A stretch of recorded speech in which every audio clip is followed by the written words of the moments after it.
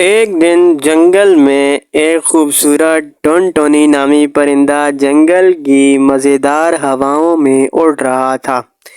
ایک طرف اسی جنگل میں ایک ہوشیار اور ذہین پرندہ کوا بھی رہتا تھا۔ ان دونوں کی دوستی کا رشتہ بہت مضبوط تھا۔ ٹنٹونی اور کوا دونوں جنگل کی خوبصورت اور مزیدار ہواؤں کی سیر کرتے اور آپس میں باتیں کرتے۔ ٹنٹونی جنگل کی خوبصورت چیزوں کو دیکھتی تو اس کے دل میں خواہش پیدا ہوتی کہ میں بھی جنگل کی خوبصورتی کی طرح خوبصورت بنوں، لیکن اس نے اپنی خوبصورتی کو نظر انداز کر کے جنگل کی خوبصورتی میں مگن رہنا سیکھا۔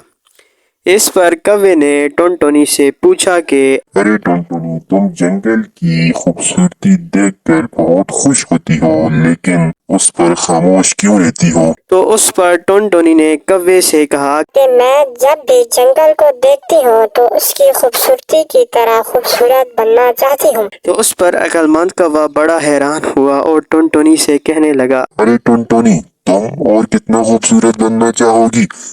تم اس جنگل میں ایک انتہائی خوبصورت پرندہ ہو۔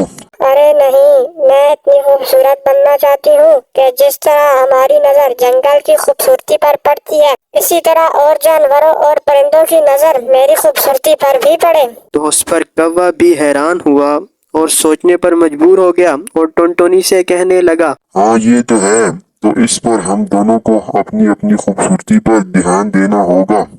تو اس پر عقل مند پرندہ کہتا ہے، ٹنٹونی، پہلے میں تمہاری مدد کروں گا کہ تم خوبصورت بنو۔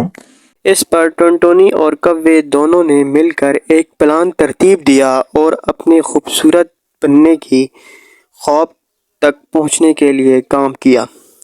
لیکن اس پر ٹنٹونی نے اپنے پلان کو پورا کرنے کے لیے کوے سے زیادہ محنت کی اور حقیقت میں دنیا کی خوبصورت ترین پرندہ بن گئی۔ اس کے بعد ٹنٹونی کوے سے کہنے لگی کہ میں تو کوشش کرنے کے بعد ایک خوبصورت پرندہ بن گئی ہوں۔ کیا آپ بھی اس طرح کی محنت اور کوشش کرنے کے بعد ایک خوبصورت پرندہ بن سکتے ہو؟ تو کوا کہنے لگا، جی بن سکتا ہوں، لیکن مجھے مشکل پیش آئے گی۔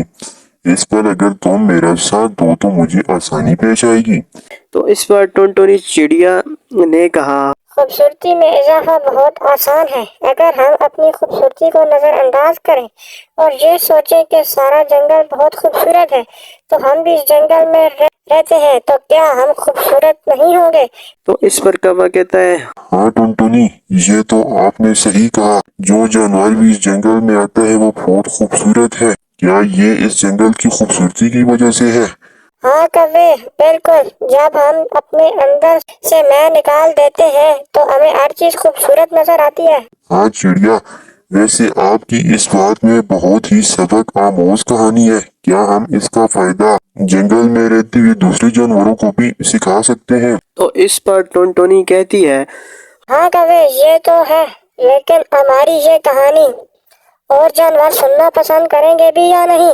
کوا کہنے لگا، ہاں ٹنٹونی، ہمیں کوشش کرنی چاہیے۔ اس پر ٹنٹونی اور کوا دونوں جنگل میں اڑان بھرتے ہیں اور دور ایک جانور کو دیکھتے ہیں، جس پر دونوں اس کے پاس پہنچتے ہیں اور اس سے گفتگو کرتے ہیں کہ ارے جانور، تم کیوں پریشان ہو؟ تو اس پر زیبرا جانور انہیں جواب دیتا ہے کہ مجھے جنگل میں سکون کی تلاش ہے۔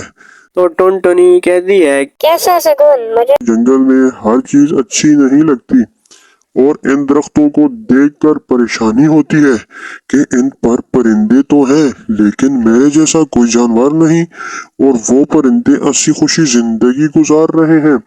ٹنٹونی کہنے لگی، ہمارے ساتھ بھی یہی مسئلہ تھا کہ ہمیں کوئی چیز خوبصورت نہیں لگتی تھی، لیکن جب ہم نے جنگل کی خوبصورتی پر غور کیا تو ہمیں سکون، خوشی اور اپنی خوبصورتی کا احساس ہوا۔ کہنے لگا، تو آپ دونوں مجھے اپنے تجربے کے ساتھ بتائیں، مجھے کیا کرنا چاہیے؟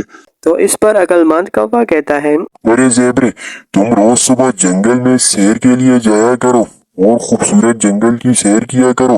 اس سے تمہارے اندر کی خوشی کا جذبہ پیدا ہوگا اور تمہاری ملاقات اور جانوروں سے بھی ہوگی، جس سے تمہارے تجربات میں اضافہ ہوگا اور تمہاری پریشانی دور ہوگی۔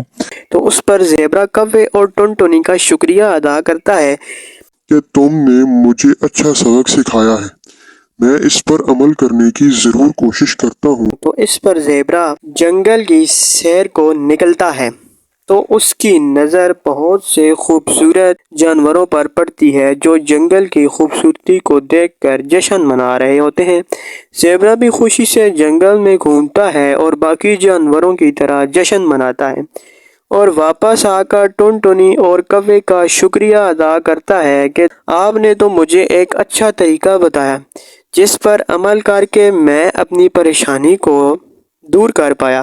تو ٹنٹونی کہتی ہے جس طرح ہم نے جنگل کی خوبصورتی کو دیکھا اور اس سے ہمیں اپنی خوبصورتی نظر آئی، اسی طرح آپ نے بھی دوسرے جانوروں کو خوش دیکھ کر اپنی پریشانی کو دور کیا۔ تو اس سے ہمیں پتہ چلتا ہے کہ اگر ہم غرور کو ختم کریں اور اپنے سے بڑے یا چھوٹے پرندوں یا جانوروں کے ساتھ سلوک سے پیش آئیں اور ان کے اخلاقی اقدار اور اچھے رہن سہن کو اپنائیں تو خوش و خرم زندگی گزار سکتے ہیں۔ اور پھر ٹنٹونی، کوا اور زیبرا تینوں اچھے دوست بن کر جنگل میں پرامن زندگی گزارنے لگے جس سے ان کی دوستی میں مزید اضافہ ہو گیا اور جنگل کا ماحول بھی خوشگوار ہو گیا۔ تو دوستو، اس طرح کی کہانیاں ہم انسانوں کے لیے سبق ہوتی ہیں کہ اگر مل جل کر اور ایک دوسرے کے مشکل وقت میں کام آ کر ان کی مدد کی جائے تو ایک پرسکون زندگی گزاری جا سکتی ہے۔ ٹنٹونی، کوے اور زیبرے کی کہانی اور اس پر عمل پیرا تینوں کے سبق نے ایک مثال قائم کی ہے کہ کوئی بھی کام مشکل نہیں ہے، صرف اور صرف اخلاق کے ذریعے مل جل کر یہ تکمیل تک پہنچانے کی ضرورت ہوتی ہے جو کہ ایک انتہائی اہم کام ہے۔